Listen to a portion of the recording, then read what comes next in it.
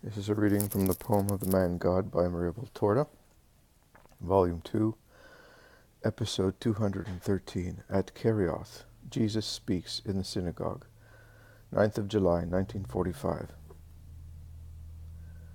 The inside of the synagogue of Kerioth, the very spot where they laid on the ground Saul, who died after seeing the future glory of Christ. In this place, in a crowd of people from which Jesus and Judas emerge, they are the tallest, and both their faces are shining, one out of love, the other for the joy of seeing that his town is always faithful to the Lord, and is distinguishing itself by bestowing solemn honors upon the Master. There are the notables of Kerioth, and a little farther away from Jesus, the citizens, packed like seeds in a sack. The synagogue is so full that it is difficult to breathe, although the doors are open, and in order to pay homage to the Master and hear him, they end up by making such confusion and so much noise that it is impossible to hear anything. Jesus puts up with the situation and is silent, but the others become impatient. They gesticulate and shout, "Silence!" but their voices are lost in the hubbub, like a cry on a stormy beach. Judas wastes no time. He climbs onto a tall bench and strikes the lamps, which are hanging in a cluster one against the other. The hollow metal resounds, and the chains rattle against one another like musical instruments. The people become silent, and at last it is possible to hear Jesus speak. He says to the head of the synagogue, "Give me the 10th roll from that shelf." And once he has it, he opens it and hands it back to the head of the synagogue, saying, "Read the 4th chapter of the story, the 2nd book of Maccabees." The head of the synagogue obeys and begins to read. And Onias's vicissitudes, Jason's errors, and Menelaus's betrayals and thefts are presented for the consideration of those present. The chapter is over. The head of the synagogue looks at Jesus, who has been listening carefully. Jesus nods that it is enough, and then turns to the people.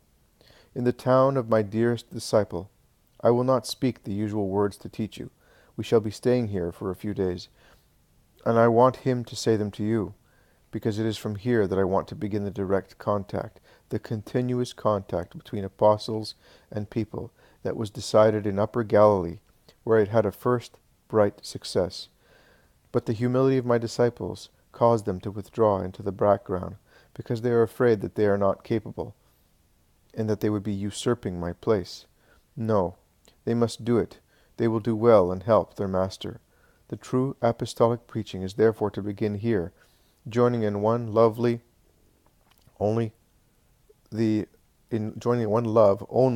Galilean Phoenician border to the lands of Judah, the southern ones, bordering on the countries of the sun and sands, because the Master is no longer sufficient for the needs of the crowds, and also because it is right that the eaglets should leave their nests and make their first flights while the sun is still with them, and his strong wing can support them.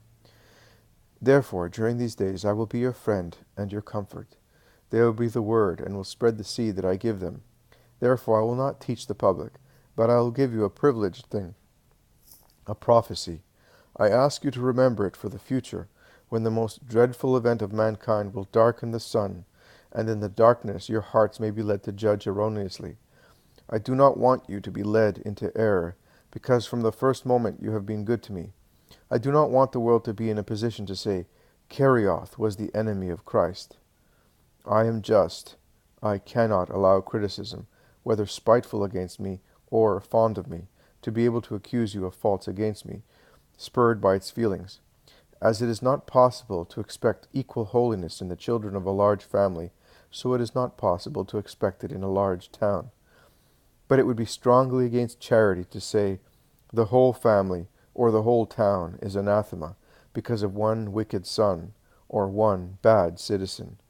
Listen, therefore, then, remember, be always faithful, and as I love you so much as to wish to defend you from an unfair accusation, so you must love those who are innocent, always, whoever they may be, whatever their kindred may be with the guilty ones. Now listen, the time will come when in Israel there will be informers of the treasury and of the country, who in the hope of making friends with foreigners will speak ill of the true high priest, accusing him of alliance with the enemies of Israel, and of wicked deeds against the sons of God.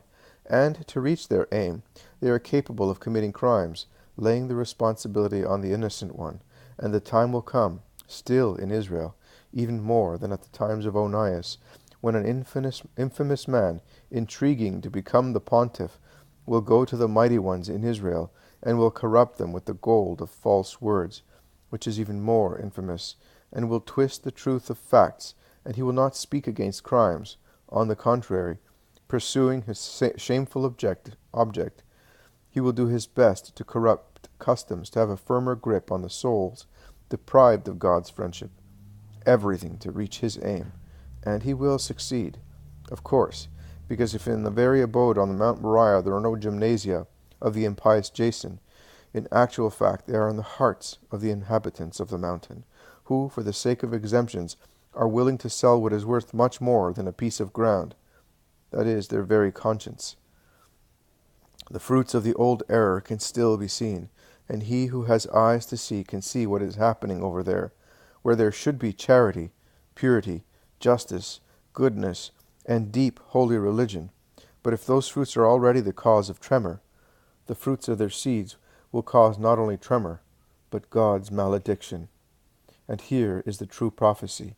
I solemnly tell you that he who slyly achieved position and reliance by means of long, underhand tricks will give into the hands of his enemies, in exchange for money, the high priest, the true high priest, deceived by protestations of love, and pointed out to his executioners with an act of love. He, the true high priest, will be killed without any regard to justice.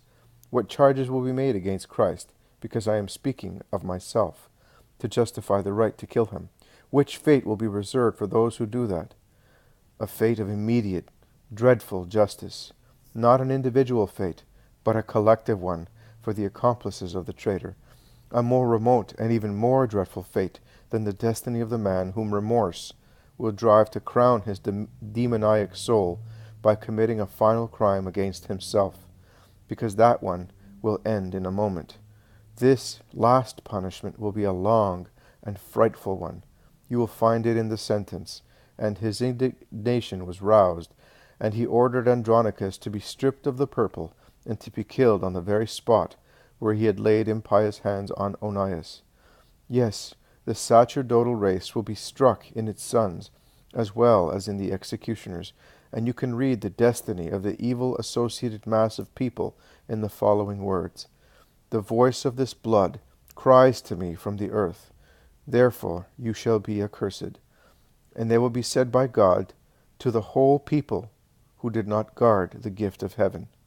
Because if it is true that I have come to redeem, woe to those who will be murderers and will not be redeemed amongst this people, whose first redemption is my word. I have told you, remember that. And when you hear them say that I am an evildoer, say, no, he warned us, and this is the sign which is being fulfilled, and he is the victim killed for the sign of the world. The people leave the synagogue, and gesticulating, they all speak of the prophecy and of the esteem in which Jesus holds Judas. The people of Kerioth are elated at the honor conferred on them by the Messiah, by choosing the town of an apostle, and precisely of the apostle of Kerioth, to begin the apostolic teaching, as well as at the gift of the prophecy. Although it is a sad one, it is a great honor to have received it with the loving words preceding it. Jesus and the group of the apostles are the only ones to be left in the synagogue. They then go into the little garden between the synagogue and the house of the head of the synagogue. Judas has sat down and is weeping. Why are you weeping? I do not see any reason, says the other Judas. Well, I almost feel like doing the same myself. Did you hear him? We are to speak now, says Peter. We have already done a little of that up on the mountain, and we will improve all the time. You and John did it successfully at once, says James of Zebedee, to encourage them. I am the worst, but God will help me. Is that right, Master? Asks Andrew. Jesus, who was looking through some parchment rolls he had brought with him, turns round and says, What were you saying? That God will help me when I have to speak. I will try and repeat your words as best as I can. My brother is afraid, and Judas is weeping. Are you weeping? Why? Asks Jesus. Because I have really sinned. Andrew and Thomas can tell you. I have been running you down, and you benefit me, calling me dearest disciple, and asking me to teach here. How much love! But did you not know that I loved you? Yes, but, Thank you, Master. I will never grumble again. I am really darkness, and you are the light. The head of the synagogue comes back and invites them to his house, and while going there he says, I am thinking of your words. If I have understood you properly, as in Kerioth you found a favorite disciple, our Judas of Simon, so you prophesy you will find an unworthy one. I am sorry for that. Fortunately, our Judas will make up for the other. With my whole being, says Judas, who has collected himself. Jesus does not speak, but he looks at his interlocutors and makes a gesture, opening out his arms as if he wanted to say, It is so.